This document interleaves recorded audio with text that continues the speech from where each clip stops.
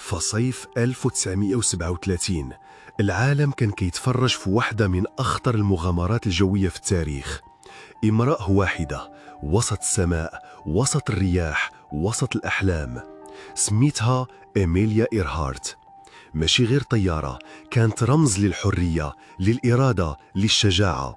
واحدة قررت تدور الكرة الأرضية كاملة بطائرة صغيرة، وكانت قريبة توصل. ولكن في نهار 2 يوليوز في واحد البقعة نائية وسط المحيط الهادي، الطائرة ديالها اختفت. ما بقى لا صوت، لا إشارة، لا حتى علامة. الإذاعات سكتات، العائلات بداو كيتسناو أي خبر، ولكن الصمت كان أعمق من البحر. شنو وقع لإيميليا؟ واش وقعت في حادث عرضي؟ واش الطائرة غرقت؟ ولا كان شي سر كبير مخبي؟ كاين اللي كيقول مؤامرة، كاين اللي كيقول جواسيس، وكاين حتى اللي كيقول دخلات في مثلث الزمن وما بقاتش هنا. اليوم في حكايات من الظل غادي نحكيو واحدة من أغرب القصص اللي عاشها القرن العشرين. قصة فيها شجاعة، فيها غموض، وفيها سؤال باقي بلا جواب من 80 عام. خليك معايا ومرحبا بيك في قصة إيميليا.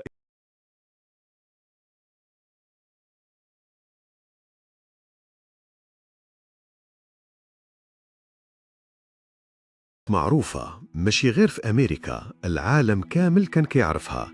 كانت أول مرأة طارت عبر المحيط الأطلسي، وهادشي ما كانش في زمان فيه تكنولوجيا متقدمة. كانت الطائرات كتشبه لصندوق معدني في السماء، والرادارات مازال في بدايتهم. ولكن رغم هادشي قررت تدور العالم. في مارس 1937 بدات المغامرة. الطائرة ديالها كانت من النوع المتطور في ذاك الوقت، اسمها لوكهيد إلكترا 10 أو. فيها محركين ومزودة بمعدات متطورة للملاحة حسب معايير ذاك الزمن. إيميليا ما كانتش بوحدها، كان معها فريد نونان، خبير في الملاحة، كان خدام سابقا في بان أم. خط الرحلة كان الانطلاق من كاليفورنيا لأمريكا الجنوبية، لإفريقيا، ثم آسيا، ومن بعد للمحيط الهادي باش ترجع لأمريكا من جهة الغرب. الرحلة كانت طويلة وشاقة، لكن إيميليا كانت كتوصل كل مرة. تقارير للراديو والصور والصحف، والعالم كان متبعها لحظة بلحظة.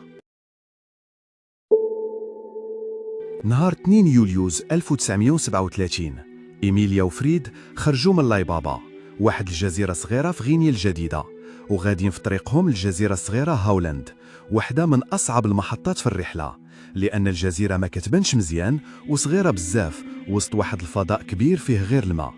الطيارة مشات في الفجر، وكانت الرحلة المفروضة تدوم حوالي 18 ساعة. البحرية الأمريكية كانت كتستناها. كانت كاينة واحد السفينة سميتها إيتاسكا، اللي كان دورها تتبع الطائرة وتساعدها باش تهبط في الجزيرة.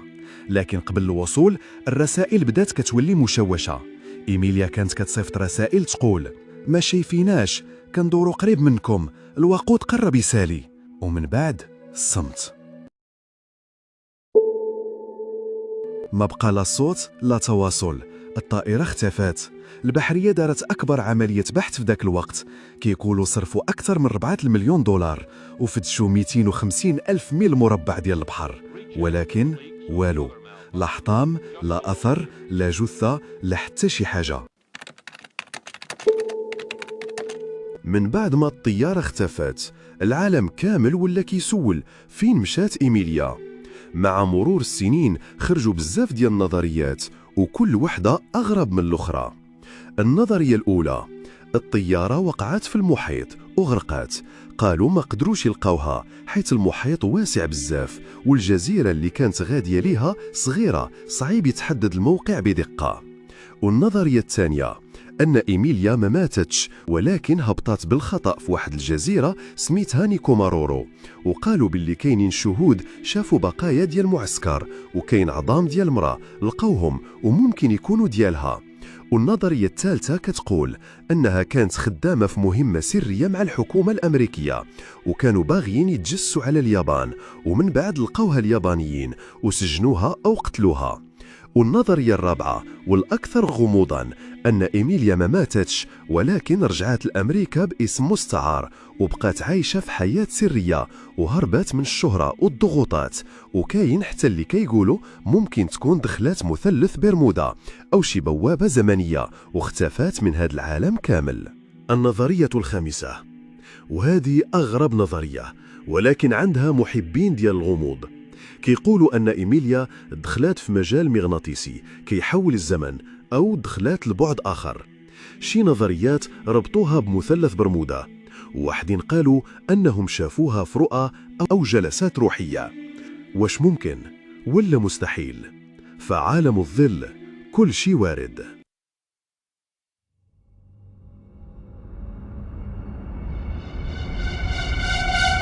أكثر من 80 عام دازت وما زال ما كاين حتى جواب قاطع. الوثائق الرسمية كتقول إيميليا إيرهارت ماتت في المحيط، ولكن قلوب الناس ما زال مامنين باللي شي سر كبير مخبي. اليوم كل مرة شي حد كيحاول يدير بحث جديد أو كيكتشف حطام في شي بلاصة نائية، كيرجع اسم إيميليا يطلع من جديد. سيدة كتبت اسمها في السماء وبقات أسطورة وسط السحاب، وسط الضباب، وسط الظل.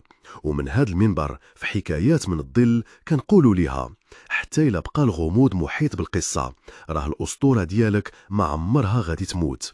إذا عجبتك القصة ما تنسوش تبارطاجيو الفيديو وتشتركوا في القناة، وخليوا لينا في الكومنت شنو رأيكم في أكثر نظرية ممكن تكون صحيحة.